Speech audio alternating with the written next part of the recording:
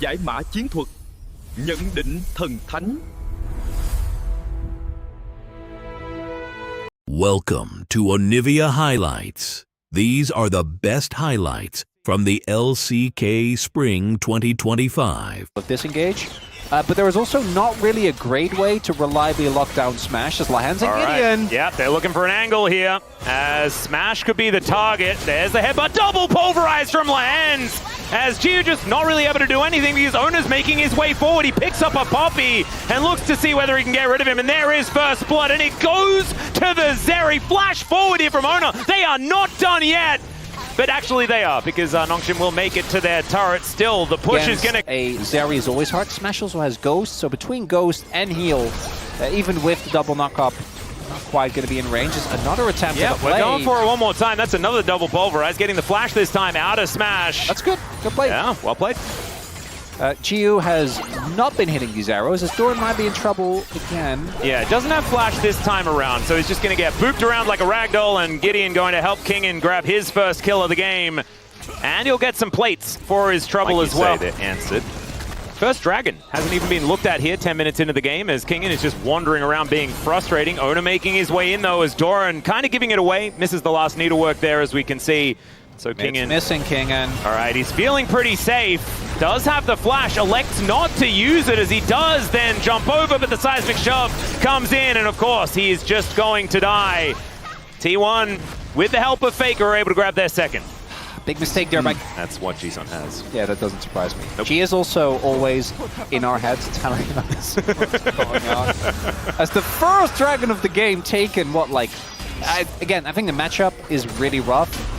But I also do think that at this point in the game, being almost 1,000 gold behind without really any intervention is not where you want to be as Lahans. Yeah, Faker going to look for him here as he holds the seismic shove for a really long time. Gets turned into a little snowman, which is adorable, and keeps his cool. Holds onto the flash. Faker takes a big Q there from Gio at the same time as Doran going for it once again. That last needlework not quite going to connect as Faker is everywhere, but Calyx is still going to kill this turret no matter what he does. Let's see whether Faker can finish him off. The answer is no, because there is a Sun Disc being put up.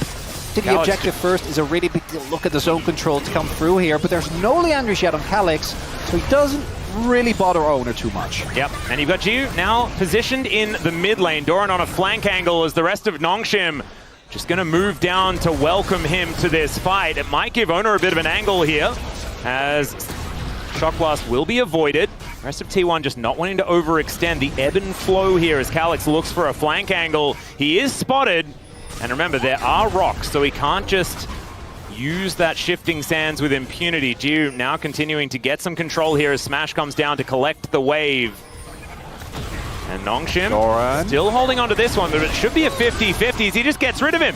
And that is just going to be a bit of a burst onto this Rift Herald, as there it is, it's stolen by Owner. Not going to be able to pick up this Azir with the Impale, and now Gio comes on over. Carrier gonna have to get himself out of there as Lahans does have the ulti, and back in he goes! Oh! Smash gets taken by this Azir, but it's still feats of strength going over to T1. Gideon in a lot of trouble as well as Kingen. Gonna have to try and get out of there, but Faker, there is no way out for the chase. And now Owner is running from Calyx, but he's got a blast cone, and Faker says, get out. Here's a wall, and step behind it, and they do so. Carrier, Smash goes over the wall, the flash pulverized to take one of the biggest damage, and then, Gio's just dead. Faker is just going to murder him underneath his own turret. We don't even get, Lahans. This kill on Gio that, oh my guy. Yeah, what are we doing? Yeah, just walked up to cue the cannon. Gio's Arakan is going to spawn. It's of the voracious variety because we do not have very much action so far this game.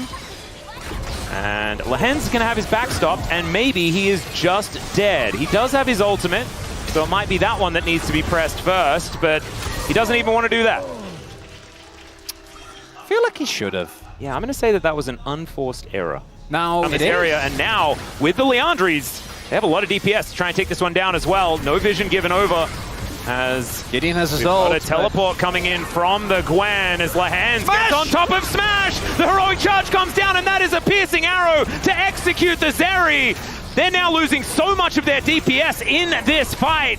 As now Kingen positions behind his team, and we're flipping. We are going to land the Chains of Corruption, and there goes the jungler in support. They'll take the voracious Otacon. Calyx grabs his second against Doran, and Nongshim destroy the team fight.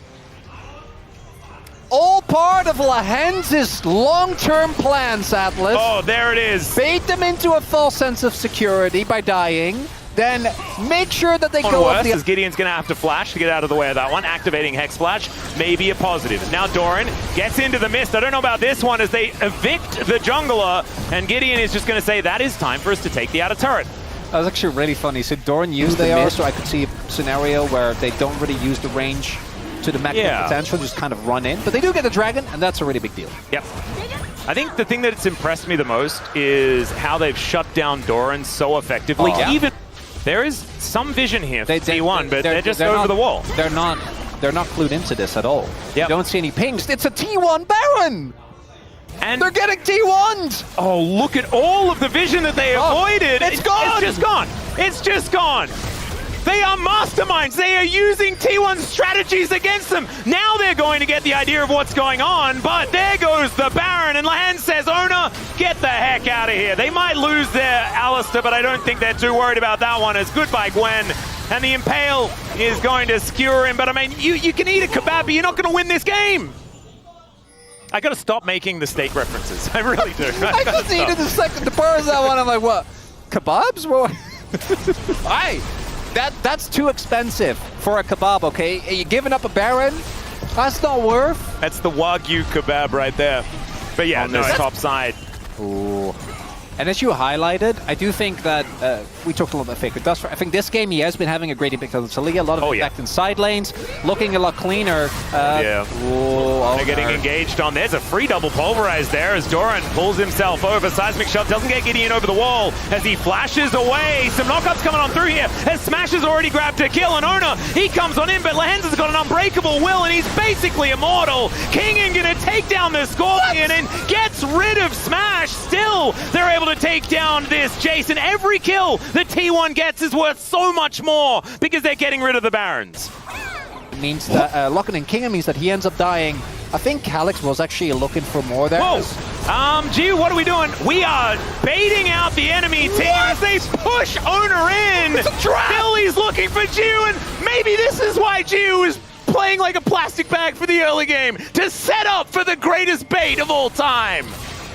Well, he fooled us, so of course he also fools T1. All right, well, Calyx has got out of there and in there at the same time. Still a second Infernal Drake Atlas. Yeah, second Infernal going to go over. They're going to move on over. There is a Scry's Orb just to make sure that they're not taking this Baron down. And Calyx and Gideon take that as an invitation. Lahenz, he could be the target. He does have to use the ult to get out of the Impale. Flick back there as well as they are committing to this Baron. Doran's getting over there, but I don't know whether they're going to be able to do this in time as Owner is relatively low and they're still on this Baron. Owner is going to have to flash out, but there goes Calyx, and it's Smash that's being the hero. The Baron will be locked down by Nongshim, and now they really want to get out of there. All that wild growth from Carrier says no to King, and Jiu's on the wrong side of the map. Gideon, the last Baron left standing as he's going to get the flick. There goes the kill, and T1 right back in the driver's seat. They clean aced them! That's game! That should just be game over. Ah! Okay. Not even close, Atlas. Yeah, this was... yeah. They were in control the whole time. All along. There was no worry whatsoever. Nope. I did not expect the Infinity Edge power spike to be that big a deal. As they do not... Well, actually tanking a little bit. It's too much. I don't think Calyx is going to be able to kill this minion wave. Well, you will. And they got 5 grubs. There's the next one, right? The next one is Kongan in. That's just it. Yep. They're just going to be able to execute these turrets. Down goes the Nexus as well, and T1 just ripped victory from the jaws of defeat in game 1. I don't think that there's going to be too much.